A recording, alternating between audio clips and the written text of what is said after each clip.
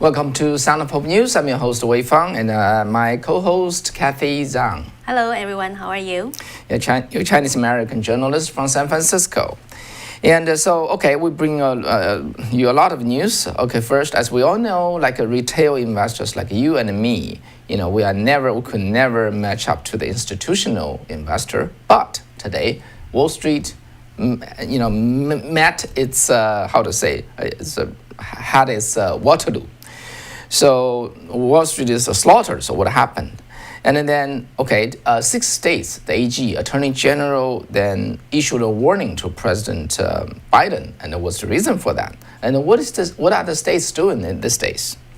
And the third, and today, President Trump met with the Republican House leader, Kevin McCarthy, and in President Trump's home in Florida, Mar-a-Lago. And, what they talk about. Those are the highlight of the news today. We'll bring that to you and many others. All right, so let's just go back to the first news. Actually, let me just tell you a story. There's this company, not very big. Okay, it's called GameStop. Okay, GameStop is a retail company. Okay, it has like 5,500 stores all over the world, mainly in North America and Europe. All right, so yeah, something like that. You know the name, okay? So for a long time, this is not really just attention-catching, company, okay? So its stock price was stay under $10. So last year, there's this entrepreneur. His name is called Ryan Cohen. Ryan Cohen, he was very young actually. Only I think he's in his 35-year-old. But when he was very young, he founded a company and to sell pet online. So which then later become the #1 online pet retailer. All right, he sold it and make a lot of money, and then later he bought a lot of Apple's stock, become the largest, the biggest individual investor in Apple, and that was pretty attention-catching. But then last August, he made another unusual move. He bought in 13% of the GameStop, which it ignited a lot of interest in this company by the individual investors or retail investors. So then, but interesting enough, it happened to be there's a few hedge fund in the Wall Street that has been just betting this stock will just go down. This company will go down, so they short this company. As you know, short company means you borrow their stock and then you sell it and you're going to return that. If the stock price drop, and then you can just buy it back and then return that to make your profit, right? You have to bet the stock goes down. But if it goes up, if it shoot up, it really just go up a lot. You're gonna not just lose your shirt, you can lose your entire company if it goes up very big. All right, so what happened? First, Ryan Cohen, buying into GameStop, ignite a lot of interest in that company. But then here comes the social media. As we all know, there's this social media site called Reddit, right? Reddit, in there's a discussion forum called Wall Street Bets. There are 200,000 people, members there, just discussing which stock to buy and this and that. And then in that forum, GameStop was identified as a stock that really has potential because of Ryan Cohen and all the other reasons and so on and so forth. So then the news about the hedge fund of Wall Street was betting it's going to fall. So they already borrow a lot of stock of this company and sold them. Actually, the sold stock is twice as much as the outstanding stock that this company even issued. So it became a very, very big risk factor for those hedge funds.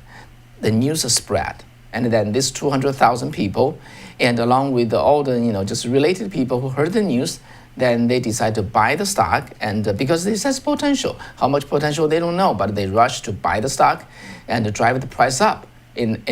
As that happened, so how much hike the price has been taking. So on January 12th, the price of this stock is like $19, under 20, right? So yesterday it is then at $375. And today the daily peak is $396, almost $400. Okay, and then later it dropped and it got halved. Okay, 197.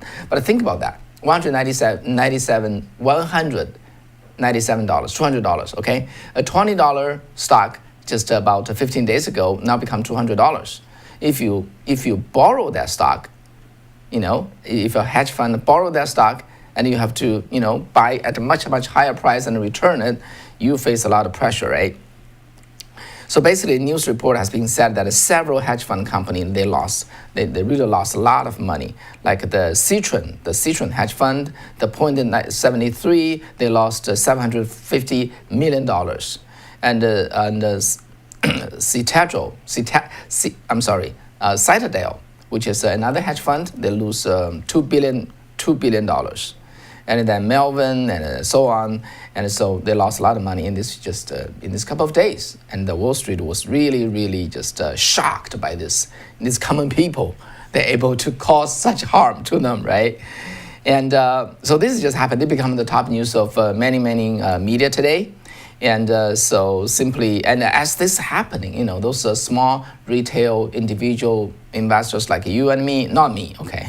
I don't know about you. I didn't buy it. They just keep buying this stock because the social media is driving this discussion, and then the price keep hiking up, and then to the point of this Robinhood market, which is basically just stock exchange market, and the Interactive Broker, another one, they just restrict the buying. They said no retail, you cannot buy this. This has gone too much, too speculative. But in the meantime, they still allow the institution to buy and sell it. They just disallow individuals, investors to do that. So that happened. The Congress is not happy at all. So the Senator Ted Cruz and House Representative AOC and just a number of them. Okay, 5 or 6 congressional people, and the senators spoke out saying that this is unfair. How could the stock exchange, allow the hedge fund, those big hedge fund, to keep making money and do what they want, and the individual investors cannot do it. Furthermore, another news is about Janet Yellen, who was the Federal Reserve, right? Federal Reserve chairman, and she has become the treasurer of the Joe Biden's administration. And it was revealed today that she earned about $7 million on speaking fee. Mm-hmm. She gave a speech. It's like $150,000. I don't know how. Speech to the Wall Street. To Wall Street, to just investors, to an investment company, a hedge fund. She can take in $150,000.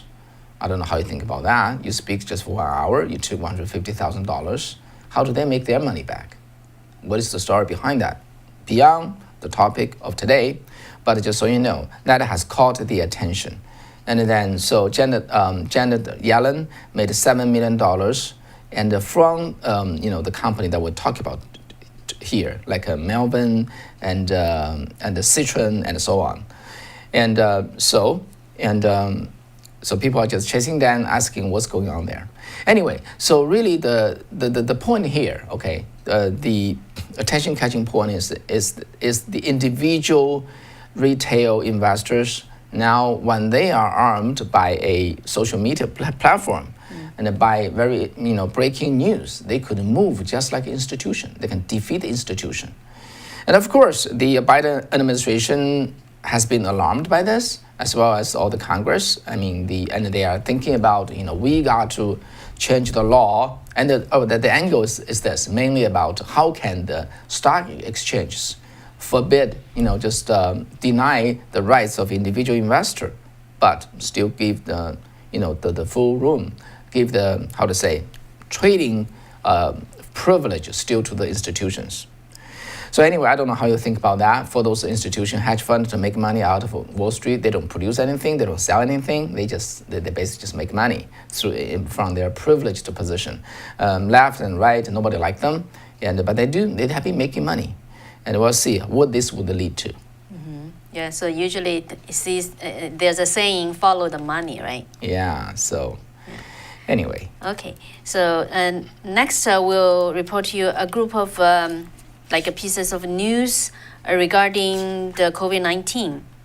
So today, there's a kind of a headline news about New York Governor Andrew Cuomo.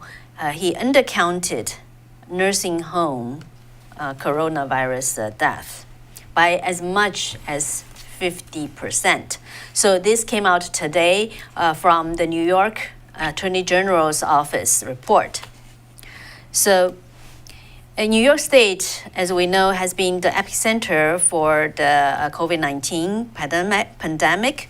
So the state has total over 42,000 deaths so far, according to the data. And Governor Cuomo never had faced a scrutiny for his policies. Back in earlier last year, he forced some sick people to go back to the nursing home. So actually, right now, the data shows about 70% of the 35,000 COVID deaths in New York were people aged 70 and older, according to the state data as of today. So we still remember back in earlier months of 2020, Cuomo directed the nursing homes in New York to accept patients who have been identified as at least suspected to be having infected. So this caused a surge of the death. So the Office of Attorney General asked the 62 nursing homes to provide data about the death in those facilities. And his office report saying that the governor's guidance of requiring the nursing home to admit those patients have put residents at high risk. So so what's gonna this lead to? We'll have to wait and see. Mm-hmm. Yeah. Another thing is about Larry King. Yeah. So I don't know how many of you are familiar with him, and he was really the how to say. The front door person for CNN when CNN was ascending in the 80s and the 90s. And then Larry King passed away yesterday, okay? And the rumor has that he passed away because of the COVID-19. And but his wife said no. Okay, he passed away actually, no, I'm sorry, not yesterday. On 23rd, January 23rd at the age of 87, okay? And then, but his wife said, no, he did not die from the COVID-19. And but yes, the COVID-19 did hit him, but he survived. He beat it. His wife said he beat it. But it does take its toll and weaken him. And then there's this unrelated infection finally took his life. So his wife said he died of sepsis. Okay, and then so Larry King, as you know, that he's the one of the talk show host. You can call him the king of the talk show host. He has interviewed every single president since Roosevelt in the 1930s. I'm sorry, not in the 1930s. He's not that young, that old. But he interviewed Mrs. Roosevelt and every president in the modern history. So I don't know how whether you are familiar with him. If you do, just leave us with just one sentence about what's your impression about this guy.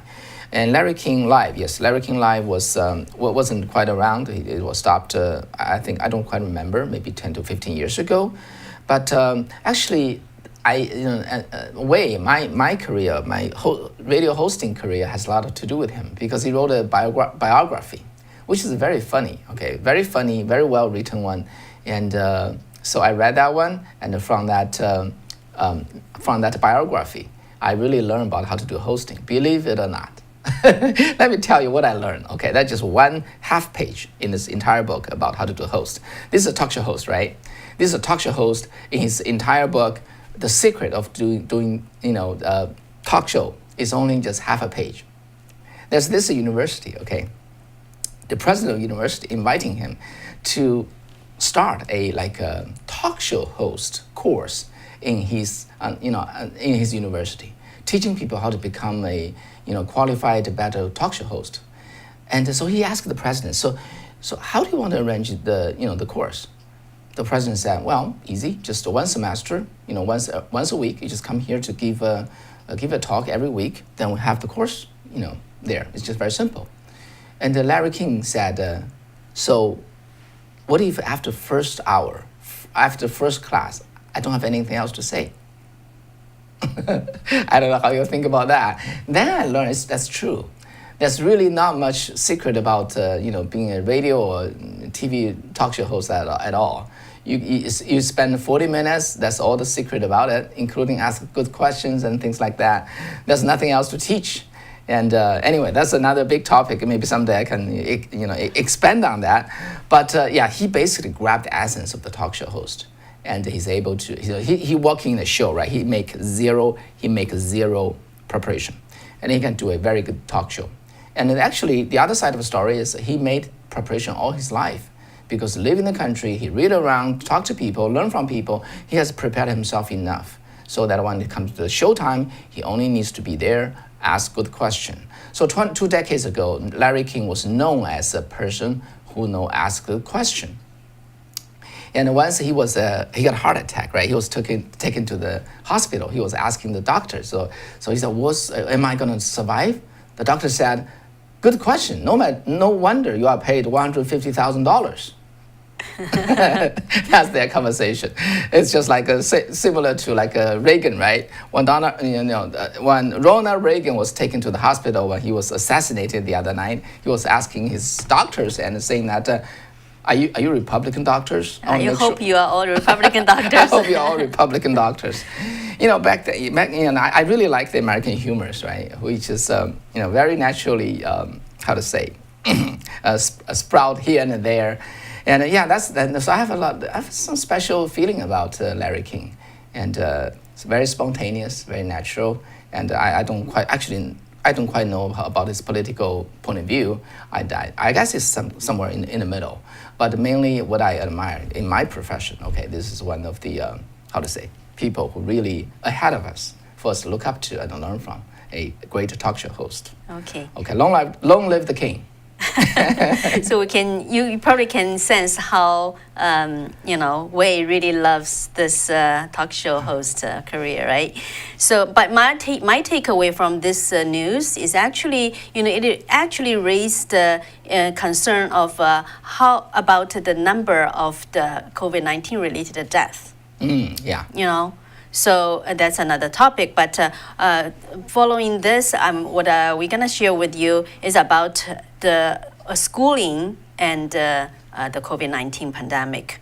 So actually, earlier this week, CDC, the Center for Disease Control and Prevention, released a new study. It shows that the COVID-19 spread in school appears to be very low. So, and the results suggesting that in-person learning might be safe if proper procedures are in place. So this study was made among 17 rural Wisconsin schools, grade K to 12, from August 31st to November 29.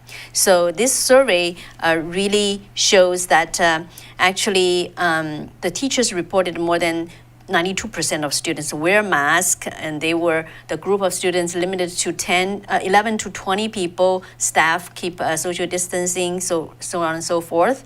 So during the 13 weeks, only 7 schools contributed COVID-19 cases out of 4,800 some students. So the rate is about 0.14. 0.14%. Yeah, and none of the 654 staff got affected. So considering the staff total, so the infecting rate of the schools are only 0.12%. So in that sense, it seems the CDC study shows that people should be able to, just open the school. But how about the second CDC study? They warned against another thing happened at a school, which is a sports event, and saying that they could pose a high risk. So the study involved 130 wrestlers, coaches, and referee, just among all the tests, out of 130 of them, 38 later tested positive for COVID-19, and then 41 others who came to close contact with those 38 were also tested positive. So it seems that in the close range, very high, close contact. Yeah, close contact sports events. It does increase the chance of getting infected. So overall, but a lot of the teacher unions are still fighting against going back to school for in-person teaching. And like in place like Chicago, the teacher unions members have voted to defy an order to show up in their classrooms. Although the school district already invested something like $100 million in the safety precaution, policies, including PPE, air purifiers, and additional custodial staff.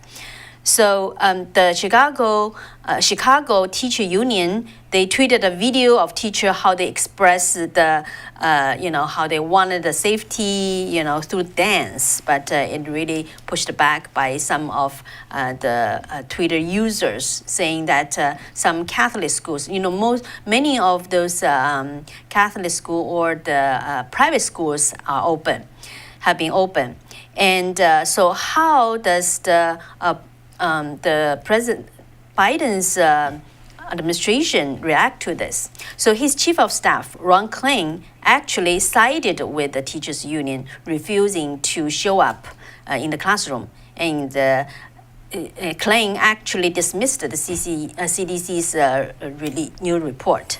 Yeah, and this particular commentator, reporter, wrote about that. Many teachers' union keep, moving the goalpost, right? So first they said they demand all the students shall receive the vaccine before they can go back to work to teach. And then they said the death rate needs to drop to a certain number. Then they need to, the state needs to allocate this much money.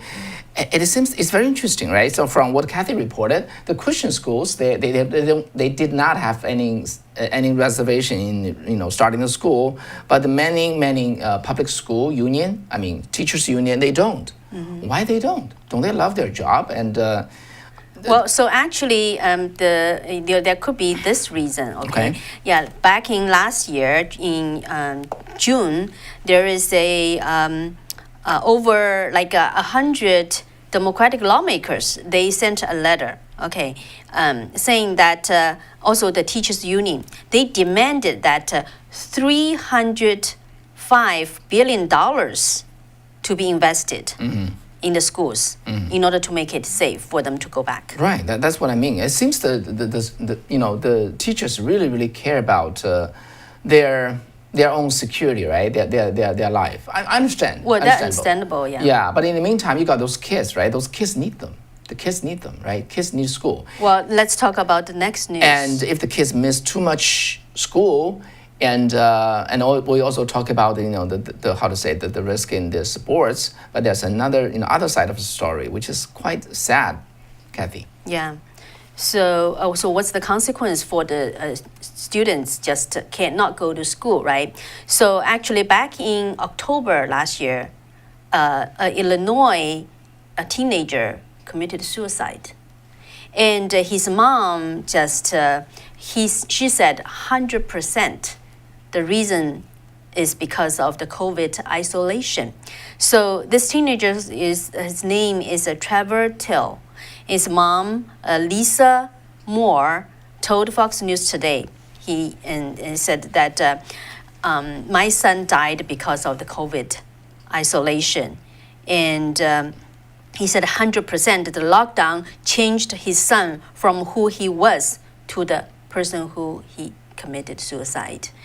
And this mom and other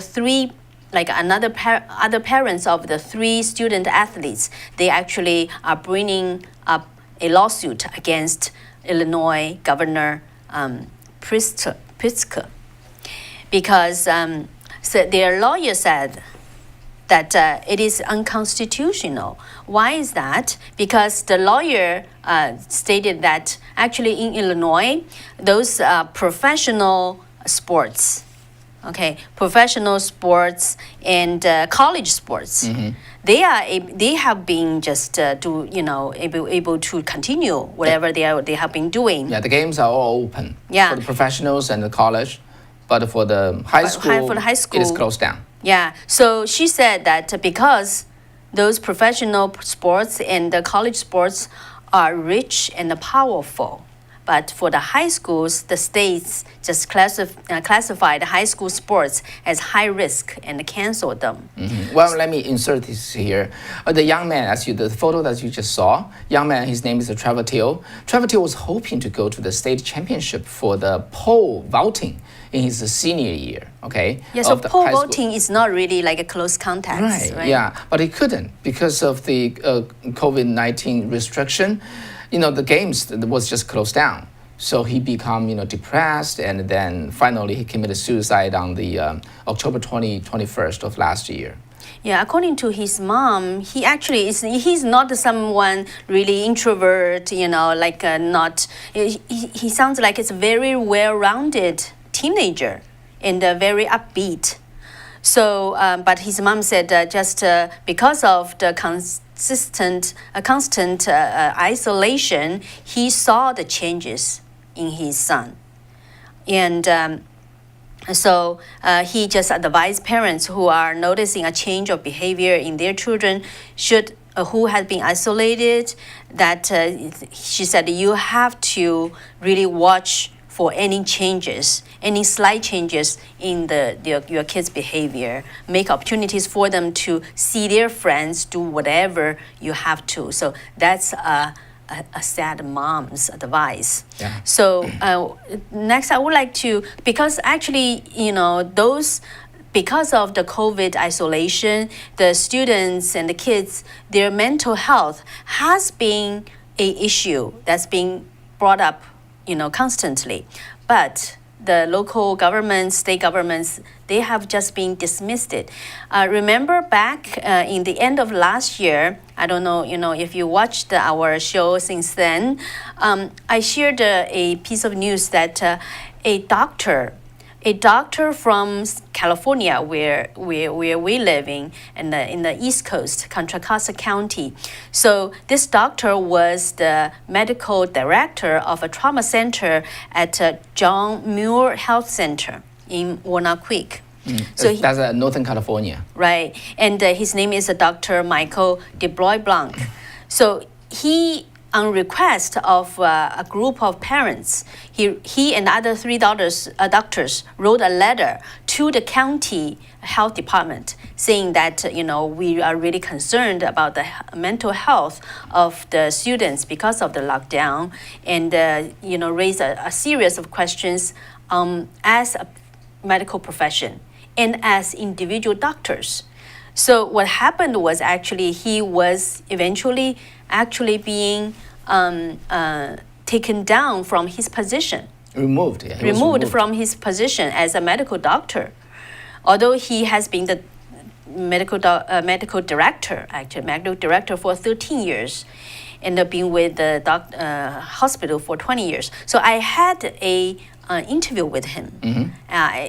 So actually, I think it's a good time to share some episode of the of his interview, because both in regards to the students' mental health issues as well as how he was treated.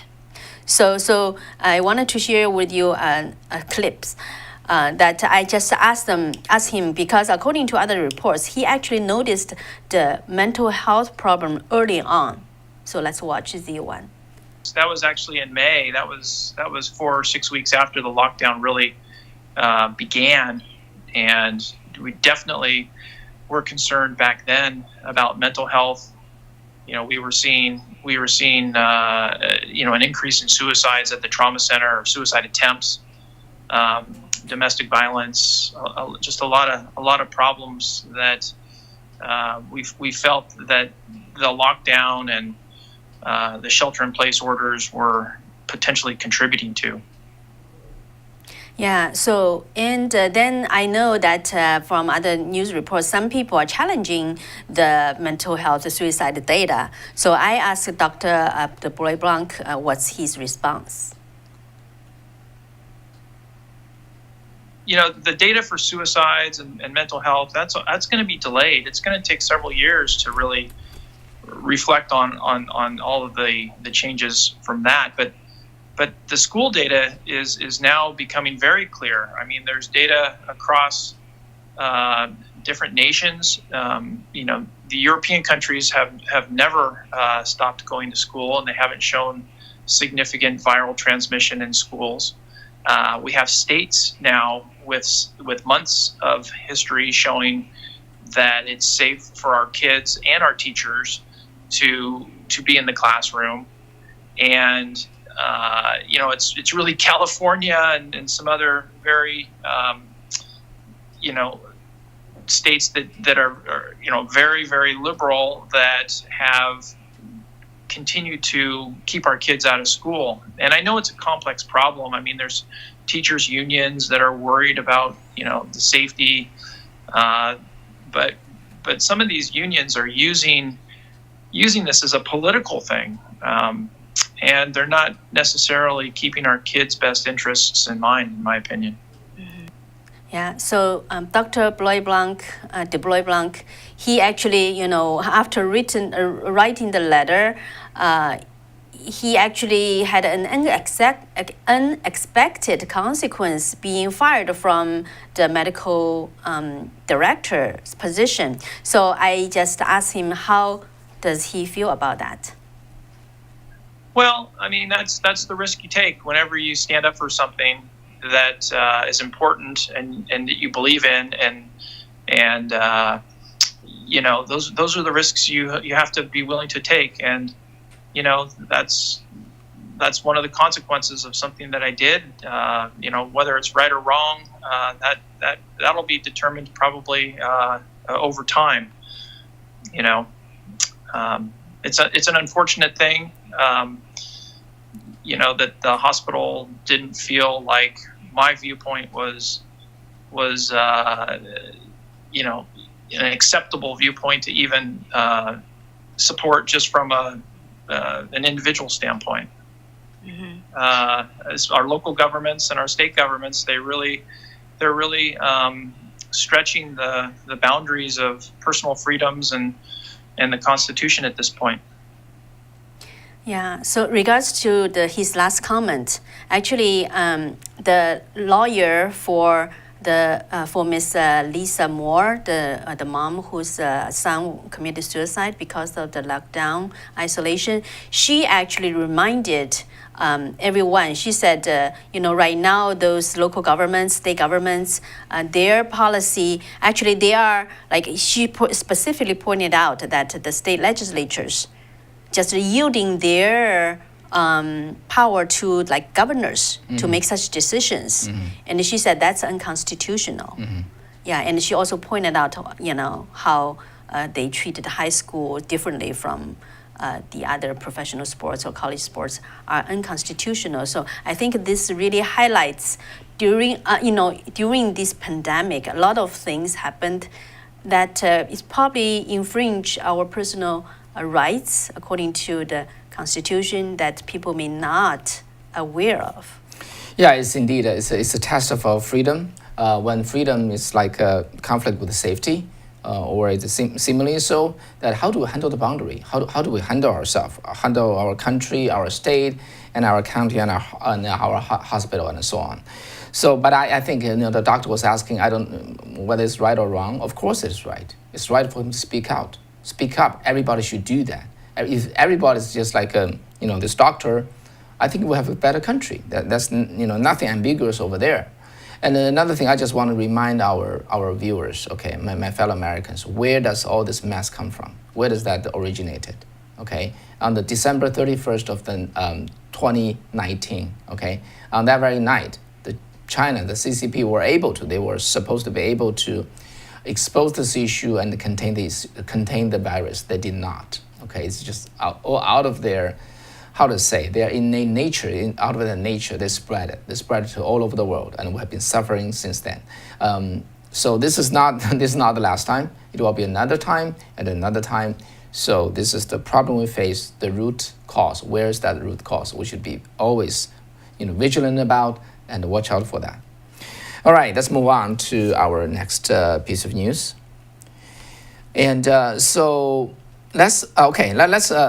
Somebody is asking who is McCarthy. I'm sorry, I was a little too terse in terms of when I write the headline. Okay, McCarthy is Kevin McCarthy. That's the minority leader of the GOP of the Republican Party in the House, and actually he flew to Mar-a-Lago, Palm Beach of Florida today, and they met with President Trump, and they sat down, and then after that they issue a statement. Okay, both sides issue their own statement.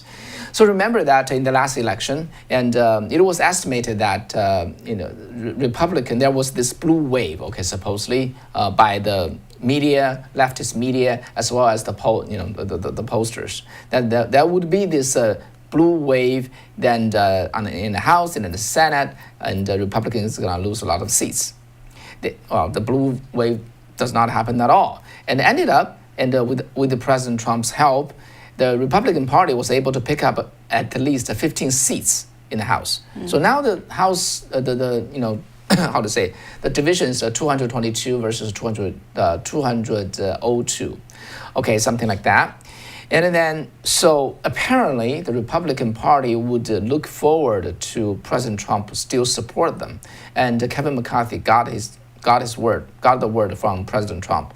So after they meet, Kevin McCarthy issued this statement. He said, today, President Trump committed to helping elect Republicans in the House and the Senate in 2022.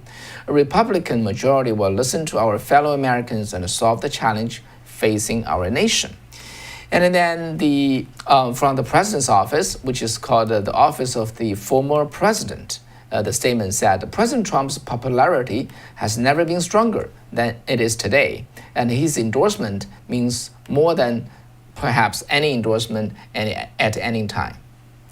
So in the meantime, the Republican National Committee and issued their attitude about the 2024, and the chairman said they would stay neutral, okay, in the 2024 primary, and even if Trump decide to run again. And then, so basically, the McDonnell, right? That's the RNC chairwoman. She told the media that she's aware of the frustration of the Trump base, which is the largest bloc of the voters in the Republican Party, and they have little tolerance for Republican officials unwilling to stand behind the former president. She also called for the party unity and discouraged GOP politicians from attacking other elected officials in the Republican Party. And in the meantime, in the next spring, in the spring, coming springtime, basically in April, there will be a Republican spring meeting. Okay, every quarter they have this meeting. In the spring meeting, which will be on the April 9th through 11th, and they will invite the potential 2024 candidates and the Republican leader to the retreat. And the place of the retreat actually is at President Trump's doorstep, Palm Beach, okay, Florida. And the RNC has announced that they would invite President Trump to be at that spring meeting. And then the RNC chairman, she sent out an email earlier this month to party donors, okay, in which she condemned the riot. And then actually she got back 400 to 500 responses.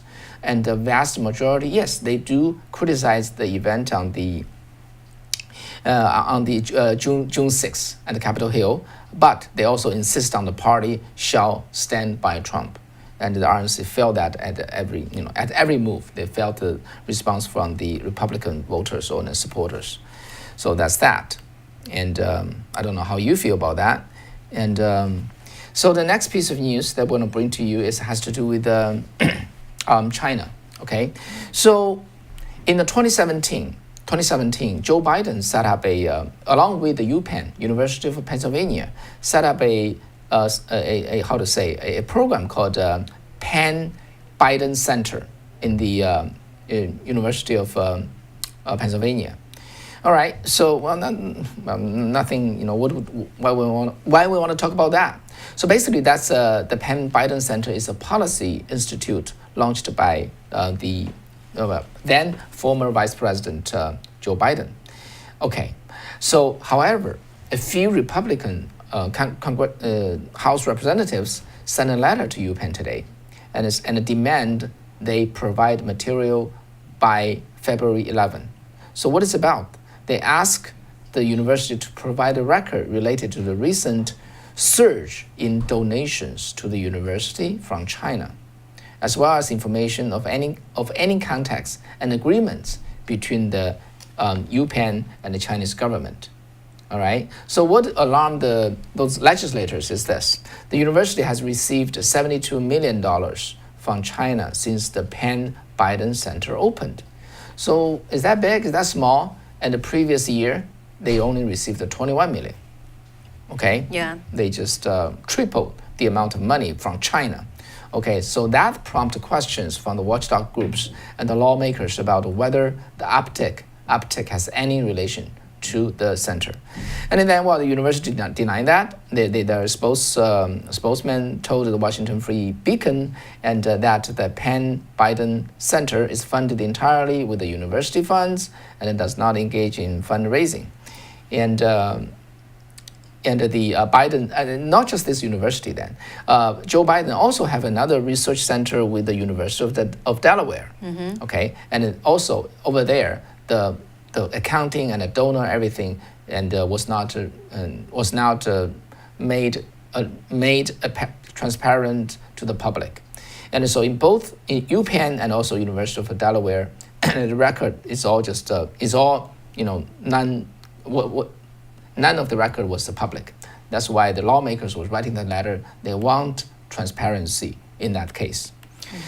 So on the other hand, some of the Biden's White House pick had also raised a question.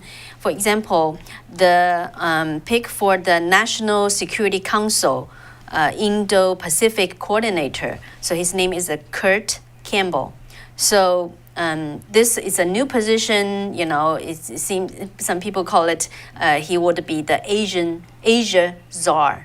But Kurt Campbell's background actually raised a question. He served as a vice president of the U.S.-China Strong Foundation until at least August of last year. So according to the intelligence analyst Anders Core, this nonprofit actually is heavily influenced by the Chinese Communist Party and tantamount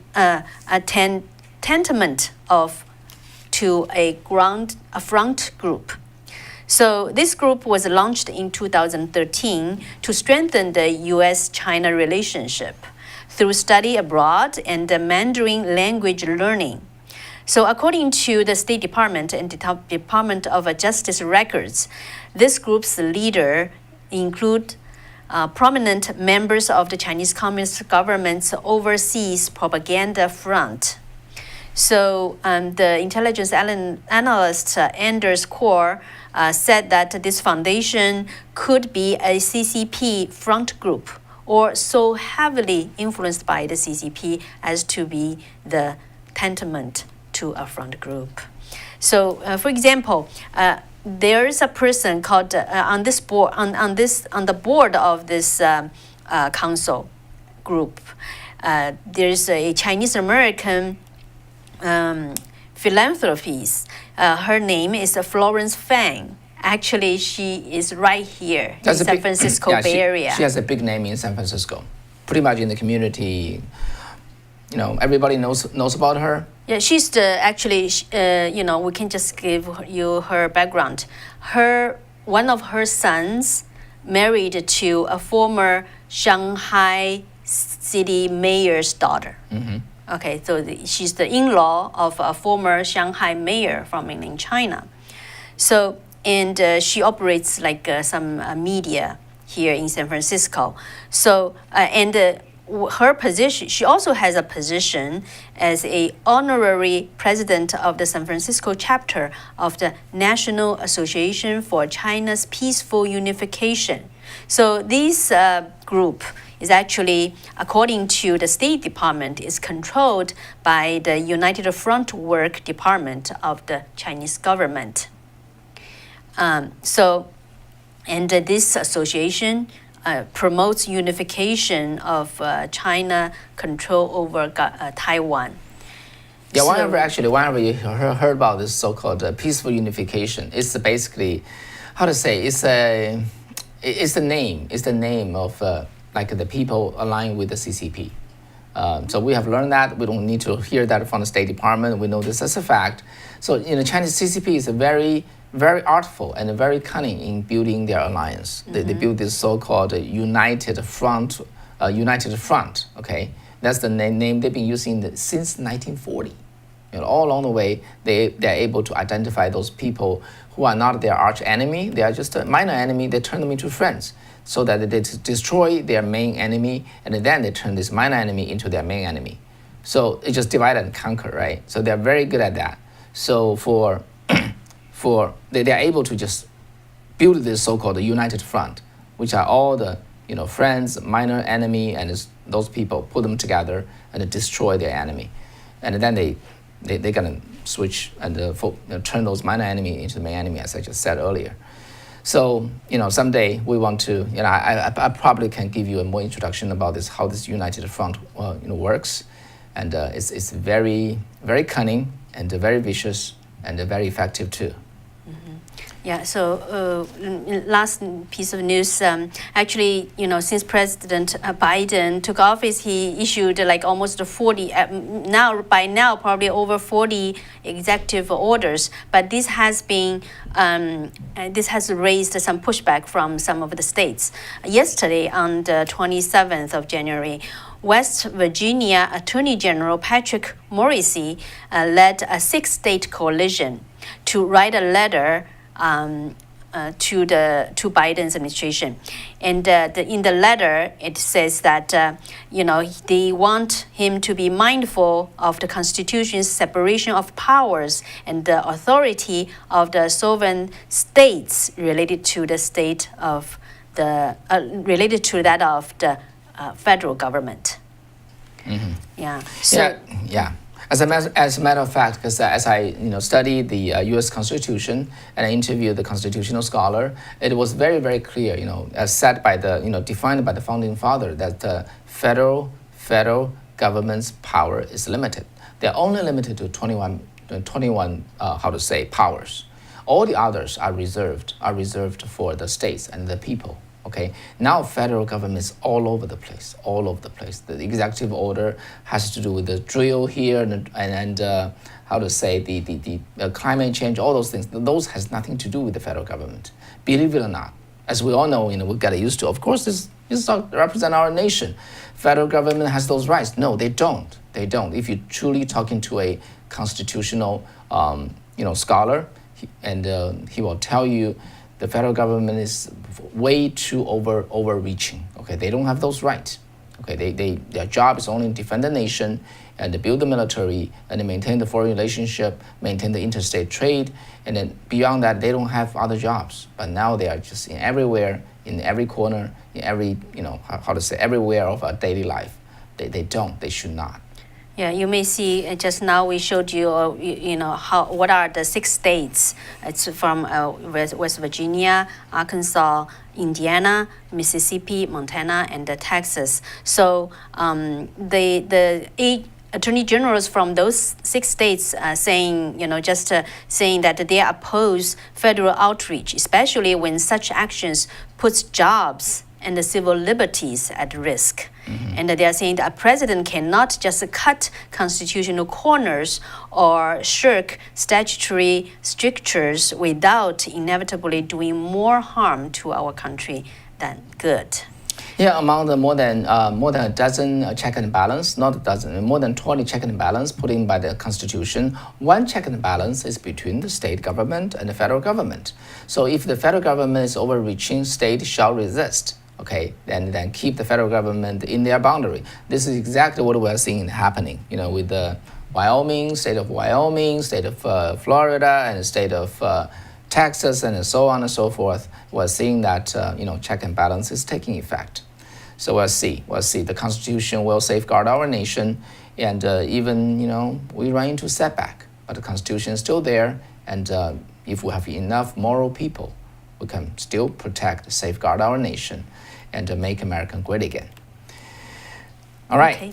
So that's the news. Thank you for staying with us for 50 minutes. We're really appreciative, for that.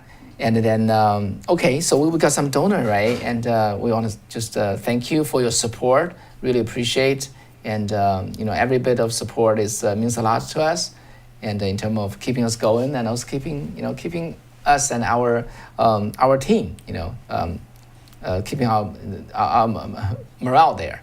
And we're honored to do this job for you, and we'll keep on doing there until the channel spread to large number of people. Thank you for the likes. We got again nearly 90% of likes. Yeah, really appreciate it. Thank you very much. We always mention that to our Chinese viewers, which is the next hour, and that encouraged them too.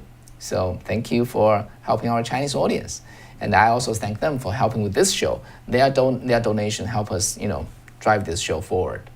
And all right, thank you. Okay, yeah, please leave your comments. We always read it. We will try to respond as much as we can. So really appreciate. Okay, good night. Take care. See you tomorrow. See you tomorrow.